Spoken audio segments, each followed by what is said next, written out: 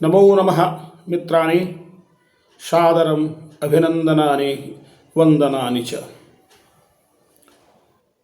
मित्रों, आज मैं एक ऐसे कवि के जीवन में घटित घटना को लेकर आपके सम्मुख आया हूँ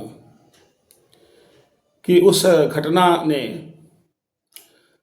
राजा को एक योगी बना दिया। वैसे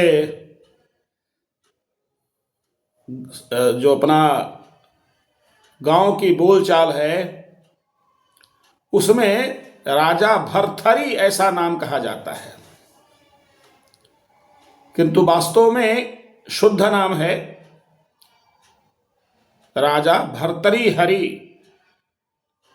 इनका पूरा नाम था भर्तृहरि भट्ट। बड़े ही उच्च कोटि के विद्वान थे, पराक्रमी थे, यशस्वी थे और इन्होंने जो रचना की है उसमें मुख्य इनका जो है शतकम है, यानी त्रिशतकम। नीति शतकम, श्रृंगार शतकम और वैराग्य शतकम।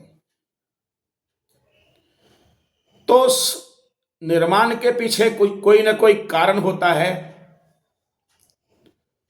तो वैराग्य शतकम की रचना करने के पीछे जो इनका हेतु रहा, इनके जीवन से जुड़ी घटना है। वो घटना है कि एक दिन जब ये अपने सभासदों के साथ अपनी राज्यसभा में बैठे हुए थे तो वहां एक महात्मा आते हैं और महात्मा ने अपने थैले से एक सुंदर सा फल निकाला और कहा कि हे राजन, ये फल आपके लिए है,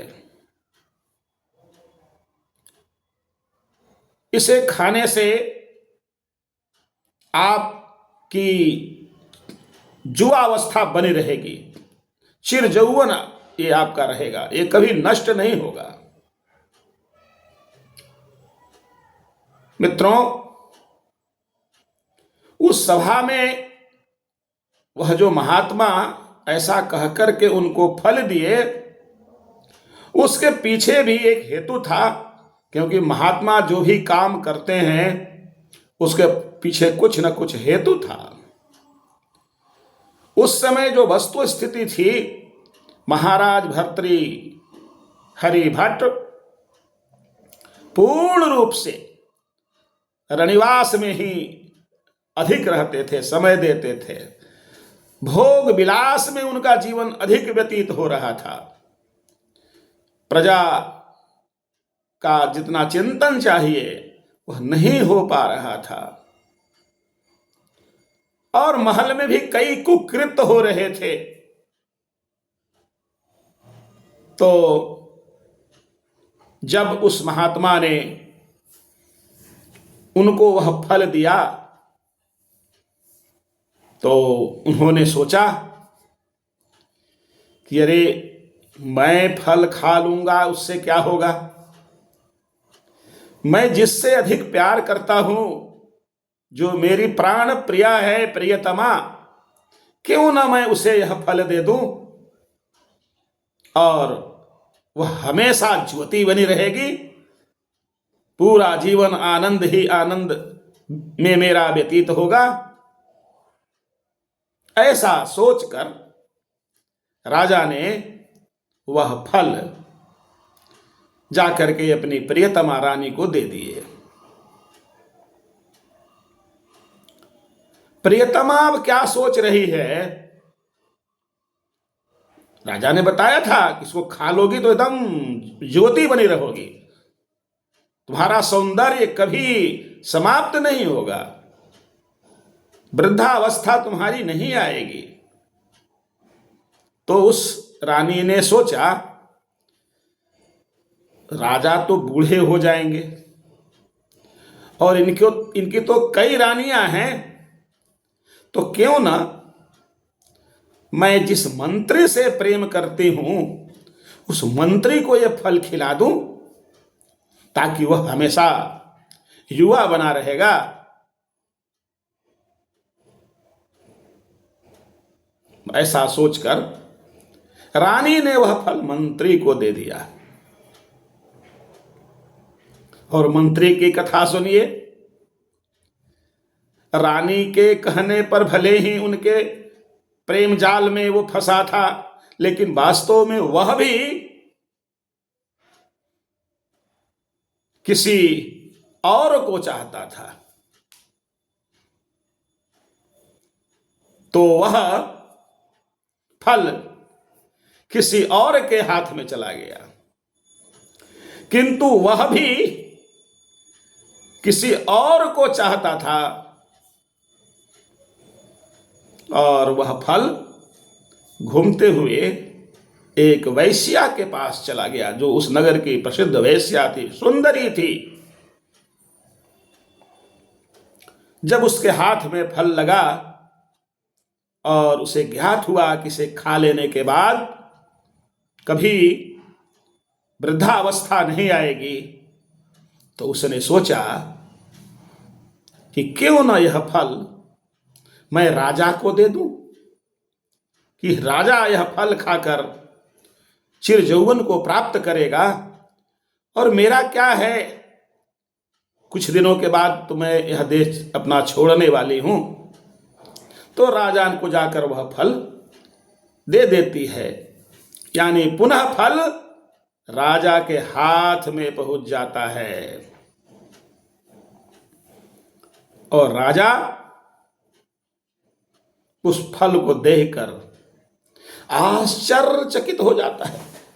अरे ये क्या हुआ, मैंने जो फल दिया था अपनी प्रियतमा रानी को, उनके हाथों से गुजरता हुआ ये फल उस वैश्या तक कैसे पहुंच गया।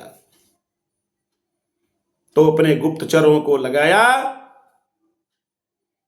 तब जाकर के उन्हें ज्ञात हुआ। और जब ज्ञात हुआ सच्चाई का, तो हृदय से सहसा एक श्लोक फूट पड़ा। और वह श्लोक इस प्रकार है, याम चिंतयामि सततम मयि सा विरक्ता साप्यन्यमेक्षति जनः सजनोऽन्यसक्तः अस्मद्कृते च परितुष्यति काचिदन्या धेक्ताञ्च तञ्च मदनञ्च इमां च मां च। राजा कहते हैं कि अरे मैं सदा जिसकी चिंता करता हूं, जिसके प्रेम में मैं पागल हूं, वह हमसे तो विरक्त है। वह तो किसी और को चाहती है, और वह जिसको चाहती है वह भी किसी और को चाहता है, और जिसको वो चाहता है वह भी कहीं और लिप्त है।